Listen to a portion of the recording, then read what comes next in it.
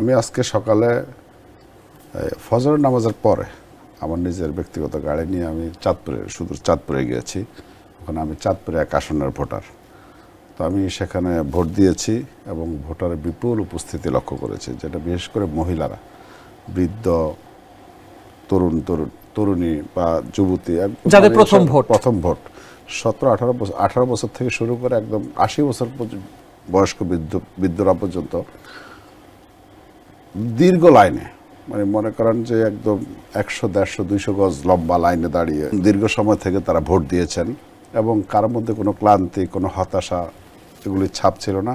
সবাই যে এই যে 17-18 বছর আমাদের দেশে ভোট হয়নি, এই ভোট দিতে যে একটা উন্মুখ ছিল সেটাই বোঝা গেছে এবারের ভোটের পরিস্থিতিতে। এবং শুধু মহিলারা না, পাশাপাশি আপনার তরুণ যারা ছিল, বৃদ্ধ যারা ছিল, মাঝবয়সী যারা ছিল, সবাই কিন্তু দীর্ঘ লাইনে দাঁড়িয়ে ভোট দিয়েছে। এই অপেক্ষার কোনো ক্লান্তি নেই, কিন্তু সবার স্বতঃস্ফূর্ত অবস্থান ছিল। সেক্ষেত্রে চাঁদপুরের আইন শৃঙ্খলা সার্বিক পরিস্থিতি কেমন দেখলেন? চাঁদপুরের আইন শৃঙ্খলা এবং সার্বিক পরিস্থিতি খুবই ভালো ছিল। কোথাও কোনো সহিংসতা, কোনো দুর্ঘটনার খবর আমরা পাইনি। আমাদের প্রধান উপদেষ্টা ডক্টর মোহাম্মদ ইউনূস ইলেকশনের বেশ কিছুদিন আগে বলেছিলেন যে এমন একটা নির্বাচন আমরা উপহার দিব যেটা জাতি সারা জীবন মনে রাখবে, অর্থাৎ খুব শান্তিপূর্ণ একটা নির্বাচন তিনি উপহার দিবেন। আপনি দেখুন, আমরা অতীত অভিজ্ঞতায়, আমি প্রায় 26 বছর ক্রাইম রিপোর্টিং করি, আমি অনেক নির্বাচন কাভার করেছি, স্থানীয় সরকার নির্বাচন, জাতীয় নির্বাচন কাভার করেছি। আমরা দেখেছি যে একটা ইউনিয়ন পর্যায়ে নির্বাচনেও কিন্তু, ইউনিয়ন পরিষদের নির্বাচন যখন হয় তখনও কিন্তু প্রায় শতাধিক খুন, রাজনৈতিক কিলিং বা প্রতিপক্ষের হামলায় খুন হচ্ছে, ব্যালট ছিনতাই হয়, মানুষকে লাইনে দাঁড়াতে আছে, মানে বিশেষ করে মারা যাচ্ছে, আহত হচ্ছে, সহস্রাধিক মানুষ আহত হচ্ছে এক একটা অঞ্চলে বা এক একটা। কিন্তু এবারকার জাতীয় নির্বাচনটা দেখেন, শেরপুরের একটা ঘটনা ছাড়া কিন্তু আমরা কোনো এরকম রাজনৈতিক সহিংসতায় মৃত্যুর কোনো খবর আমরা পাইনি। আর এমনিতে ধরেন আমাদের দেশের ট্রেন্ড যেটা হয় যে ভোটের সময় একটা এলাকাভিত্তিক আধিপত্য বিস্তার, বংশভিত্তিক আধিপত্য বিস্তার, এগুলি থাকেই।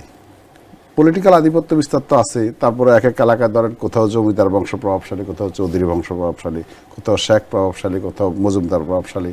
ওই প্রভাবশালী পরিবারগুলো কিন্তু পরস্পরের মধ্যে বিভিন্ন দলের সাপোর্টার হয়ে তারা কিন্তু সহিংসতা জড়ায়। আবার এলাকাভিত্তিক আধিপত্য বিস্তার, বিশেষ করে ব্রাহ্মণবাড়িয়া সহ আশেপাশে দেখা যায় যে এই গ্রাম ওই পাড়া, এই গ্রাম ওই গ্রাম, এই একটা আধিপত্য বিস্তার থেকে শুরু করে এই রাজনৈতিক প্রতিহিংসা এবং আধিপত্য থেকে কিন্তু অনেক খুন খারাপির ঘটনা ঘটে।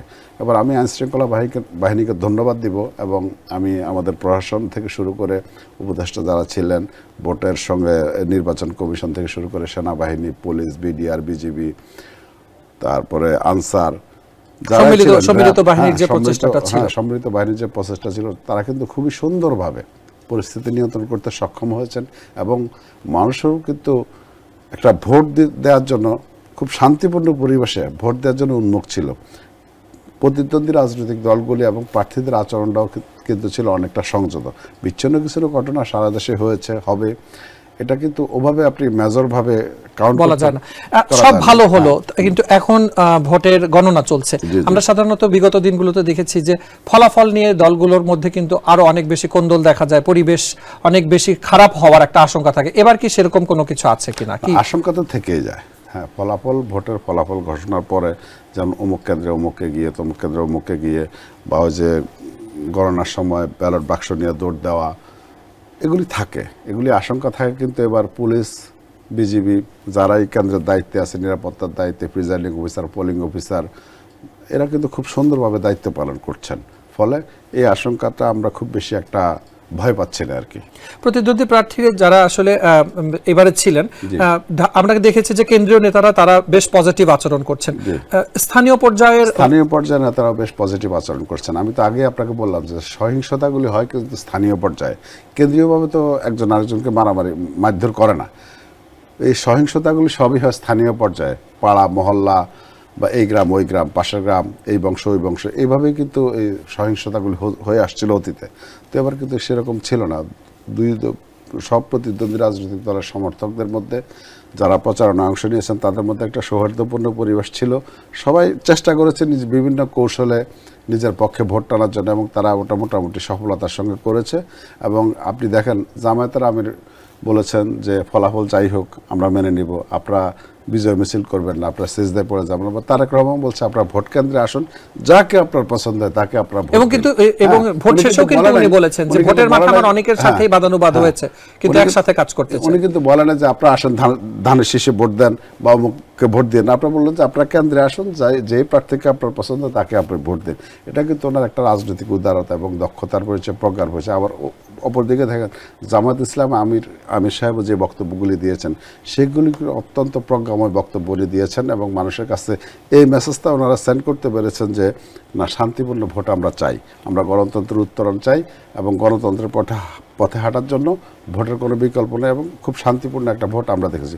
আরেকটা বিষয় আপনি লক্ষ্য করবেন, আমি যখন সকালে যাই এবং দুপুরে আসি, আমি কিন্তু একটা শঙ্কায় ছিলাম যে ফেরার পথে ফিরতে পারবো কিনা, আবার কোথাও গন্ডগোল হয়ে রাস্তা অবরোধ করে কিনা।